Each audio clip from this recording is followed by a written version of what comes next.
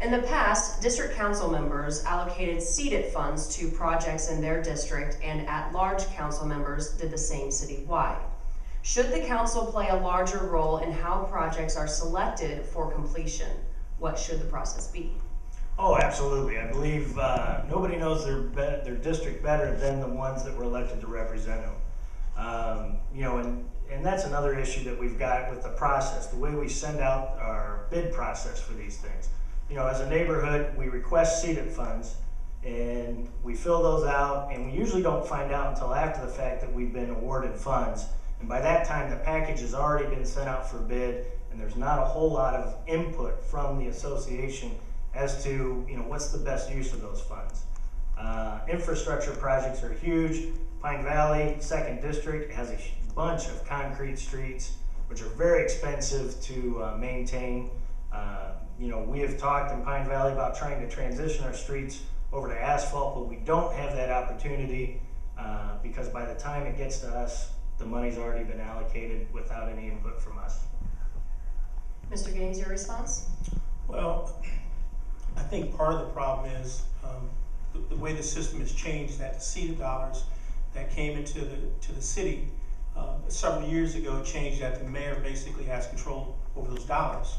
If you look at the CEDIT dollars that we receive, you can basically say about 2/3 of those dollars are already earmarked for debt that they have to pay. So I think a big problem in the city is the fact that the council doesn't have oversight of those dollars. They don't have input into how those dollars are spent. So we need to change that. We need to go back and give council the power that has been entrusted to them through the state statute to say that they take care and they deal with the financial matters for the city, and that means CEDIT dollars.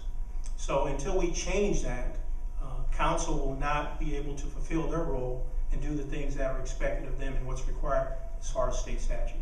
So we need to do a better job of making sure that we involve more people in the process as far as what we need to do and the projects we need to follow or we need to bring to the table and make a reality.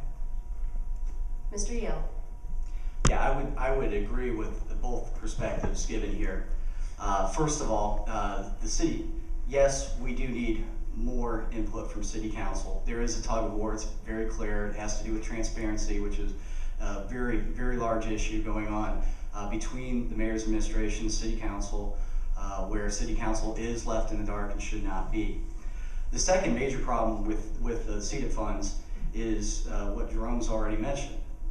What CEDIT funds are we talking about spending? 40% of those of our CEDIT funds are currently going to debt service, if not more, which means our economic future has already been leveraged, it's already been spent, and the question of what to do with the remaining funds, it becomes a much more insignificant question just simply because the funds are no longer there.